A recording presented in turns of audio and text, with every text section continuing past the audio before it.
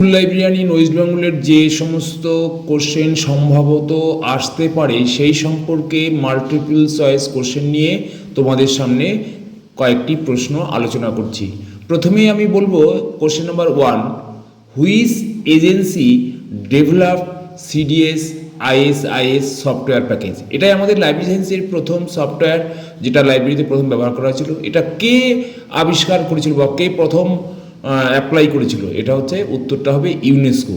এখানে 4টে অপশান থাকবে, তার মধ্যে তোমাকে একটা অপশানের অ্যান্সার করতে হবে। তাহলে তুমি এটা উত্তরটা শুধু জেনে রাখো ইউনেস্কো, এবং অন্য 3টে যা কিছু থাকুক না কেন তুমি উত্তরটা ইউনেস্কোতে টিক মারবে। কোশ্চেন নাম্বার 2, সেখানে বলা আছে what is the full form of ISIS used in the name of CDS ISIS software package developed by UNESCO. এখানে দেখো এর সঙ্গে রিলেটেড আমরা সবাই জানি, কিন্তু পরীক্ষার সময় হট করে মনে পড়ে না। যেমন সিডিএস এই ফুল ফর্ম আমরা জানি, কিন্তু পরের আইএসআইএস কী হবে সংক্ষেপে সেটা দিয়ে দিলে হঠাৎ করে আমরা ঘাবড়ে যেতে পারি। এই জন্য আমি তোমাদের সামনে এই প্রশ্নটাও তুলে রাখলাম। এই ধরনের প্রশ্ন তোমরা বাড়িতে বেশি করে প্র্যাকটিস করে মনে রাখার চেষ্টা করবে। তাহলে সিডিএস না দিয়ে একটা পার্ট দেয়া হলো আইএসআইএস, এর ফুল ফর্ম কি? এর ফুল ফর্ম হবে integrated set of information systems. তাহলে কী ধরনের কোশ্চেন হতে পারে তোমাদেরকে একটু আইডিয়া দিলাম, তোমরা সেইভাবে বাড়িতে আরও বেশি ডিপলি পড়াশোনা করবে। Question number 3, what is the full form of ICT?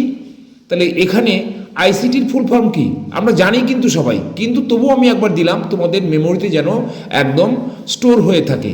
এর ফুল ফর্ম হচ্ছে information and communication technology. Question number 4, the long distance communication without the use of any cable or wires in নুন as. আজকে আমরা সবাই জানি, কিন্তু technical টার্মের সঙ্গে অনেকেই পরিচিত থাকে না, তার জন্যই আমি এই কোশ্চেনগুলো দিয়েছি। এর উত্তর হবে ওয়্যারলেস কমিউনিকেশন। এই যে এই টার্মটা তোমরা সবাই জানো, বিনা তারে সব কিছু আসে, কেবল লাইন, এখন ওয়াইফাই, এইসব সমস্ত কিছু আসে। তাহলে এটার নাম কি? Wireless communication. Question number 5, what is called the process of exchanging messages electronically through a communication network using the computer? তাহলে আমরা কম্পিউটারের মাধ্যমে এবং ইন্টারনেট থাকতে হবে এমন যন্ত্রের সাহায্যে আমরা কমিউনিকেট করতে পারি। সেগুলো কি? সেটা হচ্ছে ইমেল। আমরা যেমন আগে পোস্ট অফিসের মাধ্যমে চিঠি পাঠাতাম বা বিভিন্ন নিউজ বা ফ্যাক্স মেশিনের মাধ্যমে, কিন্তু সেগুলো তো বিভিন্ন রকম সমস্যা হতো। তারপরে আমরা এখন ইমেলের মাধ্যমে আমরা এই মেসেজগুলো পাঠাতে পারি, যে কোনো সময়ে 24 ঘন্টায় আমরা পাঠাতে পারি, যদি আমার নেটওয়ার্ক এবং কম্পিউটার রান করে। Next question, when two or more computers are directly linked within a small area such as room, office or a campus, it is called, মানে আমরা বলতে চাইছি যে কম্পিউটার মেশিনের মধ্যে ছোট এলাকা, আমরা খুব বৃহৎ এলাকা নয়, সেখানে যদি একটার সঙ্গে আরেকটার কানেকশান থাকে এবং সেই কানেকশানটাকে কি বলা হয়? এটাকে বলা হয় লোকাল এরিয়া নেটওয়ার্ক। অর্থাৎ আমার লাইব্রেরি থেকে একটা আমি সফটওয়্যার নিই, সেই সফটওয়্যারটা শুধু লাইব্রেরির কম্পিউটারে না রেখে আমার সেই ইনস্টিটিউটের সমস্ত ডিপার্টমেন্টের কমিউনিকেশনের সঙ্গে যদি আমি জুড়ে দিই বা নেটওয়ার্ক ল্যান করে দিই, এই ল্যানটাকে বলা হয় লোকাল এরিয়া নেটওয়ার্ক, সংক্ষেপে বলা হয় ল্যান। এই ল্যানের ফুল ফর্ম হচ্ছে লোকাল এরিয়া নেটওয়ার্ক।